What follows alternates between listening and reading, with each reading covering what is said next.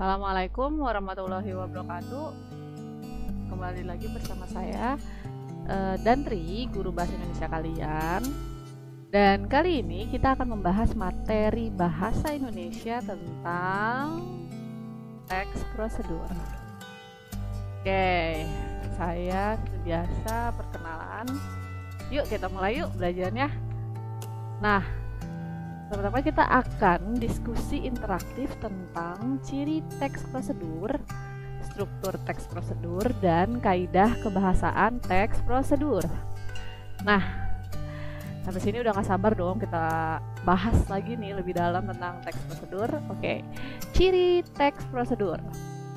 Nah, cirinya itu sebenarnya kemarin kita sempat udah bahas ya di pertemuan sebelumnya bahwa teks prosedur itu memuat langkah-langkah detail dengan sistematis itu ya, pengertiannya, fungsinya, penamaan lainnya. Nah, sekarang cirinya nih. Cirinya teks prosedur pasti mengandung ukuran yang akurat, yang pasti. Jadi contohnya kalau misalnya di dalam resep berarti kan ada satu buah telur misalnya seperti itu ya, jadi ukurannya jelas gitu kan, step-stepnya jelas gitu. Nah, terus dia itu pasti dijelaskan dengan logis. Nah, logis di sini adalah masuk akal. Sehabis untuk menyalakan komputer pertama kita harus colokin dia ke stop kontak kayak gitu kan, itu logis.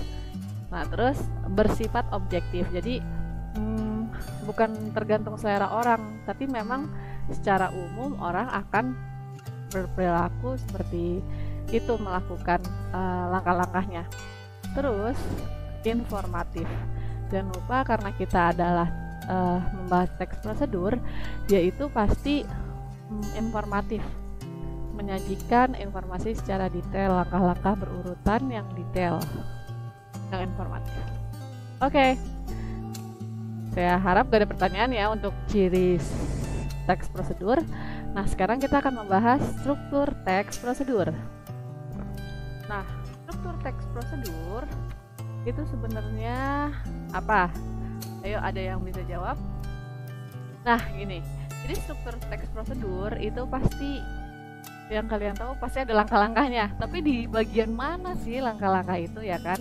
Nah, jadi pertama-tama kita kalau mau bikin teks prosedur itu yang kita buat itu adalah pengantar yang berkaitan dengan petunjuk di bagian pembahasan. Jadi biasanya di awal ini kita buat why gitu. Kita buat jawaban kenapa kita harus bikin sih teks prosedur itu. Misalnya kenapa sih kita harus bikin resep nasi goreng gitu ya, atau kenapa sih kita harus punya tutorial masang hijab segi 4 gitu.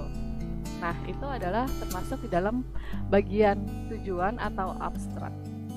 Nah, terus baru deh kita membutuhkan list atau daftar bahan-bahannya, alatnya. Jadi hal-hal yang diperlukan untuk melaksanakan petunjuk di bagian pembahasan. Jadi ini harus ada untuk menjalankan langkah-langkahnya. Kita sebut sebagai material atau alat dan bahan. Nah, baru deh ini nih step yang kita kenal, langkah-langkahnya atau petunjuk dan informasi yang disusun secara detail dan sistematis, itu adalah langkah. Oke, saya rasa sih nggak ada pertanyaan untuk struktur teks prosedur ya. Nah, sekarang langsung aja saya kasih contohnya. Nih, misalnya kita akan membuat nasi goreng. Nah, jadi di abstrak itu kita bikin deh nasi goreng tuh disukai oleh banyak orang. Biasanya kalau kita ke restoran-restoran yang baru kita datangin, menu paling aman atau menu yang nggak aneh-aneh itu adalah nasi goreng kayak gitu. Dan itu tuh udah kayak semua rata-rata gitu, rata-rata orang seperti itu misalnya kayak gitu. Nah, jadi kalian bahas dulu why nih kita harus bikin nasi goreng buatan sendiri. Nah, terus baru kita bahas alat dan bahannya, lalu tahap prosedurnya gitu. Oke, nggak ada pertanyaan, lanjut ke kaidah kebahasaan teks prosedur. Oke, kaidah kebahasan teks prosedur cukup banyak nih ya, makanya gambar ininya nih, gambar planet. Jadi teks prosedur itu ada Kaidah kebahasaannya pertama kalimat imperatif atau kalimat perintah. Nah, lalu ada kalimat saran, kemudian ada kalimat deskriptif, kata kerja aktif, ada konjungsi temporal, ada kata keterangan petunjuk waktu, tempat, dan cara, serta kata numeralia, dan yang terakhir adalah kata teknis. Nah, kata teknis nih, numeralia, konjungsi, kayaknya pernah dibahas gitu ya, tapi yang kayak apa sih contohnya? Pasti gitu dong dalam pikiran kalian nih. Nih, saya kasih deh contohnya. Ini adalah contoh dari kaidah kebahasaan atau penanda kaidah kebahasaan dari teks prosedur.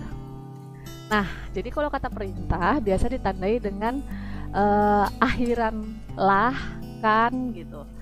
Atau kata dasar itu sendiri. Misal, buatlah segi 5 gitu, atau ciptakan gerakan memutar, misal seperti itu. Jadi hal-hal yang secara aktif orang yang membaca itu diminta untuk melakukan sesuatu, itu adalah kalimat perintah. Lalu ada kalimat saran. Nah, saran kan sebaiknya gitu, misalnya biasanya ini kayak misalnya pas masak kue, terus sebaiknya tunggu dingin dulu baru dimasukkan ke dalam toples, misal seperti itu. Nah, terus ada kata kerja aktif. Jadi kata kerja aktif itu sama seperti kata kerja material ya. Jadi pengerjaan sesuatunya tuh secara fisik gitu, oke? Nah, terus ada konjungsi temporal. Konjungsi temporal tuh contohnya kemudian, selanjutnya, setelah, sebelum, lalu gitu ya. Nah, jadi konjungsi temporalnya di sini lebih ke kronologis. Jadi urutan setelah atau urutan sebelum untuk melakukan langkah-langkah biasanya ada di bagian langkah-langkah ya. Lalu ada kata keterangan petunjuk waktu, tempat, dan cara. Nah, jadi kalau kata keterangan ini kan biasanya kayak gini ya, contohnya yang pakai warna merah. Jadi kalau petunjuk waktu tuh seperti beberapa menit kemudian gitu ya, atau angkat 15 menit kemudian gitu. Nah, berarti kan ada petunjuk waktunya. Oh, kita harus tunggu nih 15 menit gitu kan.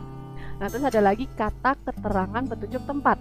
Nah, jadi kita biasanya kalau tempat tuh ke dalam panci atau menggunakan blender gitu ya. Masukkan ke blender gitu, misalnya seperti itu. Dan cara ini bagaimana kita melakukan langkah-langkah itu? Apakah dengan lembut ataukah dengan keras gitu ya, atau secara perlahan-lahan seperti itu. Nah, kata numeralia, numeral ya, dari kata numeral itu bilangan, jadi yang berkaitan dengan bilangan. Jadi ada yang secara narasi ditulis gitu ya, pakai huruf pertama, kedua, ketiga, atau bentuk angka seperti 1, 2, 3, 4, 5, 6 ini juga termasuk kata numeralia karena termasuk bilangan ya. Oke, dan kalimat deskriptif. Nah, kalimat deskriptif di sini menggambarkan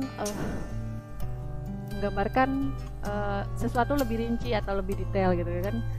Kuahnya kayak apa sih jadinya? Oh, kuahnya mengental dan berwarna kecoklatan gitu. Jadi kayak kita bisa membayangkan apa yang terjadi atau apa yang hasilnya bakal seperti apa gitu dari misalnya resep yang kamu buat gitu. Dan yang terakhir itu adalah kata teknis, yaitu istilah khusus di bidang tertentu. Jadi kalau di sini bisa SIM, STNK, prosesor, CPU.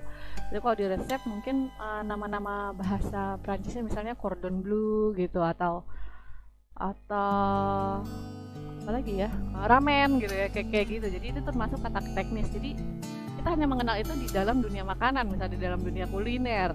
Nah, kalau SIM, STNK kita mengenal itu dalam dunia apa ya, buat berkendara gitu kan.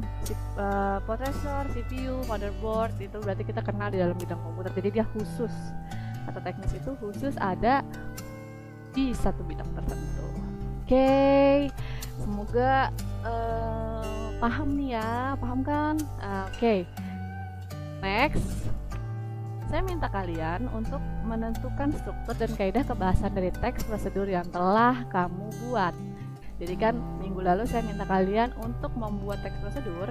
Nah, minggu ini saya minta kalian untuk menganalisisnya dengan materi yang sudah kita bahas tadi ya. Oke, terakhir terima kasih. Kalau ada pertanyaan kalian bisa menghubungi saya di sini. Oke, dan kita bertemu lagi di pertemuan selanjutnya. Assalamualaikum warahmatullahi wabarakatuh.